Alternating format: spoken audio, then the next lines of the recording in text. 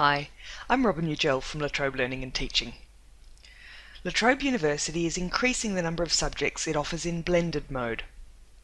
What is blended learning, and how are you expected to teach in a blended subject? This short video will introduce you to what blended learning is, why it's effective, and what your role is in teaching in a blended subject. Blended learning is a mixture of face-to-face and online learning. Students work independently or collaboratively online to prepare for classes, complete assessment tasks, or work on group tasks. Blended learning is not about getting rid of lectures and simply putting lecture notes and lecture recordings online in the LMS. All blended subjects have face-to-face classes, and some do still have face-to-face lectures. Blended learning is about making the best use of this valuable face-to-face time. Introductory summaries and basic information that are easy to understand can be introduced to students online. Students can learn this material at a pace that suits their prior knowledge and level of understanding. The face-to-face class time, whether it's a lecture, tutorial or prac class, can be used to deepen understanding and apply principles to new situations. Students can be given time in class to ask questions, discuss difficult concepts, and explore issues under the guidance of an expert. So blended learning is really about getting students to be more active in their learning and to reflect on what they're learning and how well they're learning it. In a traditional subject, lectures are often used simply to transmit information from teacher to student. All students have to do is listen passively and maybe take notes. Some students do well in this learning environment, but many do not. Providing more opportunities for active learning in a blended environment benefits all students. Active learning involves going beyond passively receiving information to doing something with it. So in a blended subject, the online environment can be used to present material to students in the form of short videos or readings about a topic. After engaging with that material, students may, for example, be asked to do an activity, such as discuss ideas in an online discussion forum, vote in online polls, post images, text or articles on an online wall, create a collaborative wiki, or complete self-assessment quizzes to test their understanding. In the face-to-face environment, students have the opportunity to discuss ideas and issues with other students and their instructor. They may pause during the class to reflect on their understanding so that the instructor can provide clarification. The face-to-face class may involve collaborative problem solving, oral presentations, role plays, or opportunities to learn skills and techniques related to the discipline. The online environment in a blended subject not only provides students the opportunity to learn actively, they can also learn at a pace that suits them and at a time that suits them. This provides much more flexibility for our students. When thinking about teaching in a blended subject, it's useful to think about the variety of ways that learners are engaging. They may be directly engaging with the content, for example by watching a video or listening to a podcast. They may be interacting with other learners, for example joining a discussion in an online forum. Or they may be engaging with the teacher, for example giving feedback to the instructor on concepts they find difficult, or rating the usefulness of an online resource. When you teach in a blended subject, you may have a role in facilitating these three types of interactions online, in face-to-face classes, or both. Let's now look at some examples of the ways in which you might do this. Online quizzes are a popular activity in blended subjects. Online quizzes may be assessed, with marks automatically recorded in the LMS gradebook, or they may be formative without any marks attached. Formative quizzes are designed to give students feedback on their learning progress. Either way, a good online quiz should always provide automated feedback on students' responses, particularly for incorrect answers. In a blended subject, it's a good idea for all staff on the teaching team to monitor student progress in online quizzes. If a lot of students seem to be getting a particular question wrong, as in the example here where many students got question 1 wrong, it will be a good idea for the instructor to follow up that question in a face-to-face class. There are several possible approaches to this follow-up. Ideally, students should be given the opportunity to explore the question and related topic amongst themselves before getting further clarification from the instructor. Some blended subjects may have online discussion forums in LMS. These can be compulsory or voluntary, assessed or not assessed.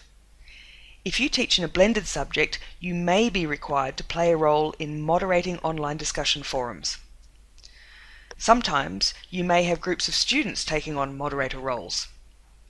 A moderator's role may include posting thought-provoking questions, responding to students' responses, bringing the discussion back on track if it drifts off, and dealing with inappropriate posts.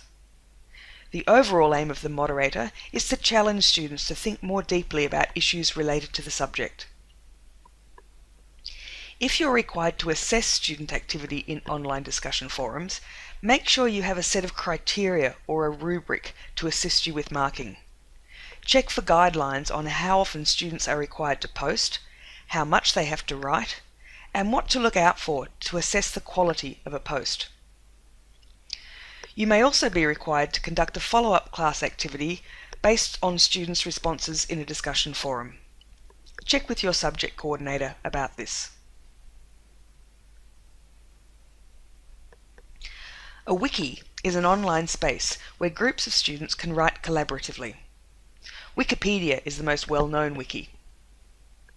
Wikis can be used as part of an assessment task, where students work in groups to create a wiki about a certain topic or issue. A wiki can be a good way to get students to apply principles they're learning in class to real-world examples, which they present and critically analyse in the wiki. It can also be used for problem-solving tasks. One advantage of wikis is that students located on different campuses or even in different countries can work collaboratively to create a group assignment. Wikis also promote digital literacy skills, which are very important for future employability. Team building and collaboration are other important skills that a wiki can help to develop. When assessing students' wikis, you may be required to assess not just the final output, but also the relative contributions of group members.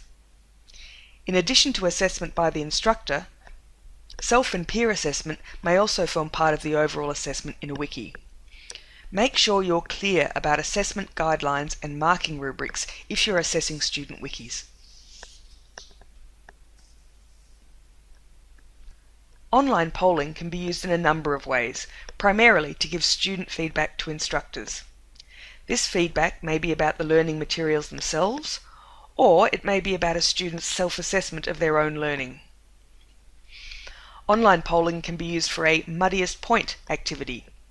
In this activity, students can be presented with a multiple choice question about the muddiest point on a particular topic, often related to the weekly online materials.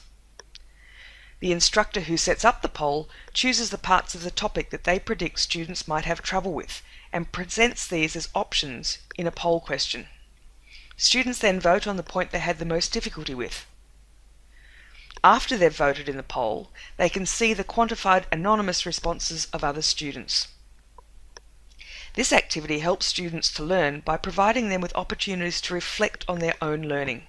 The value for the instructor is that they get feedback on the topics that students are having difficulty with.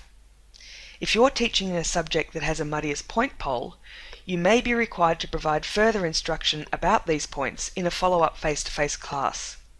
Again, try to get some student-to-student interaction happening in class before providing further clarification and instruction yourself. Some blended subjects will make use of various tools to encourage collaborative learning. One such tool, which is often used at La Trobe, is Padlet. It can be used in various ways. Some subjects may use it to create a space where students post questions about the subject material they're learning, particularly things they're finding difficult to understand. Padlet can also be a space for students to curate real-world examples to exemplify principles they're learning.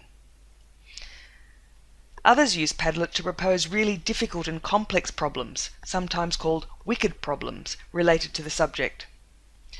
Students post their thoughts on the problem and potential solutions. If you're teaching in a subject that uses Padlet, it's unlikely that you'll be assessing students' work in it, as posts are usually anonymous.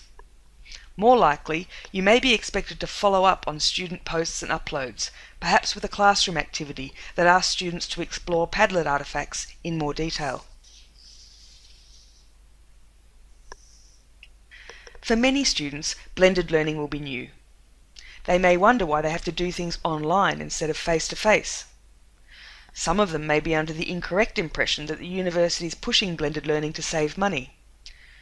This is simply not true, and in fact the university has invested a lot of money to create blended subjects and to make sure our teaching staff can operate optimally in them.